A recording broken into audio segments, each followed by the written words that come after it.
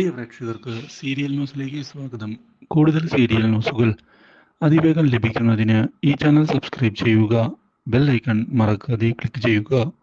Video ഇഷ്ടമായി എങ്കിൽ like ചെയ്യാൻ മറക്കരുത്.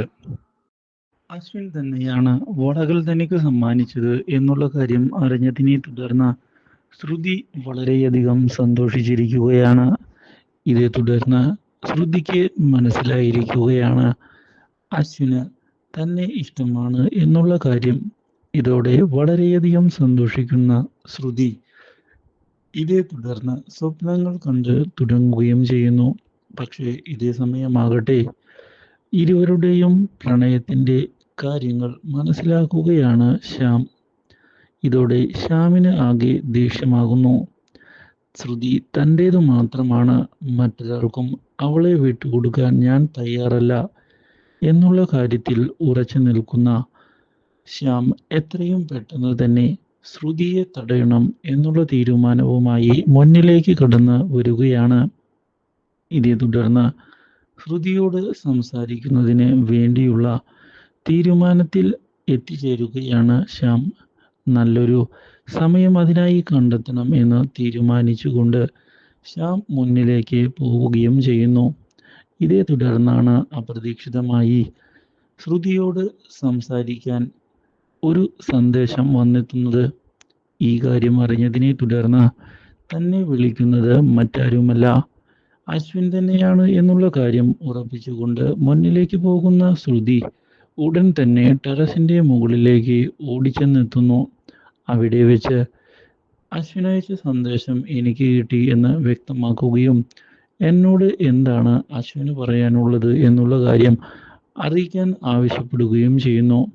അശ്വിൻ വാങ്ങിച്ചു തന്ന വള അശ്വിനായിട്ട് എൻ്റെ കയ്യിൽ ഇട്ടു തരികയാണ് എങ്കിൽ അതീവ ഗംഭീരമായേനെ എന്നും ഞാൻ അങ്ങനെ ആഗ്രഹിച്ചു പോയി എന്ന് ശ്രുതി അറിയിക്കുകയും ചെയ്യുന്നു. എന്നാൽ അപ്പുറത്തെ ഭാഗത്തു നിന്ന് യാതൊരു റെസ്പോൺസും ഉണ്ടാകുന്നില്ല. ഇതോടെ ശ്രുതി എന്തുകൊണ്ടാണ് എന്നോടൊന്നും സംസാരിക്കാത്തത് എന്ന് ചോദിക്കുകയും അശ്വിൻ കാര്യങ്ങൾ തുറന്നു പറയാൻ തയ്യാറാകണമെന്ന് ആവശ്യപ്പെടുകയും ചെയ്യുന്നു. പക്ഷേ എന്നിട്ടും യാതൊരു റെസ്പോൺസും വരാത്തതിനെ തുടർന്ന് അടുത്തേക്ക് ചെല്ലുന്ന ശ്രുതി ആളെ തിരിച്ചു നിർത്തിയതിനെ തുടർന്നാണ് അത് അശ്വിനല്ല മറിച്ച് ശ്യാമാണ് എന്നുള്ള കാര്യം മനസ്സിലാകുന്നത്. ഇതോടെ ഞെട്ടിപ്പോകുന്ന ശ്രുതി അവിടെ നിന്ന് തിരികെ പോകാൻ ഒരുങ്ങുകയാണ്.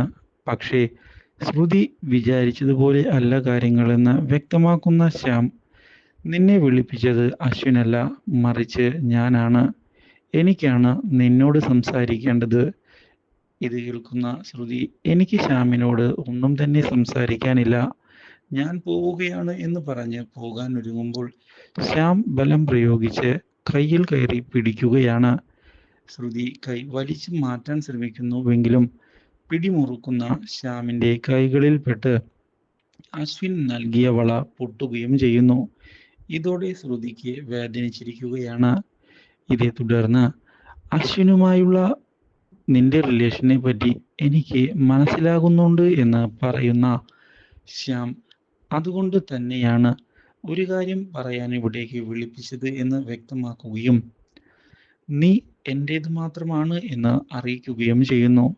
നിന്നെ വിട്ടുകൊടുക്കാൻ ഞാൻ തയ്യാറല്ല, പക്ഷേ നീ എന്തുകൊണ്ടാണ് എൻ്റെ സ്നേഹം മനസ്സിലാക്കാത്തത് എന്ന് ചോദിക്കുകയും ചെയ്തതിനെ തുടർന്ന് വിവാഹിതനായ നിങ്ങൾക്ക് ഇങ്ങനെയൊക്കെ പറയാൻ നാണമില്ലേ എന്ന് ശ്രുതി ചോദിച്ചിരിക്കുകയാണ്. Do like, share and subscribe.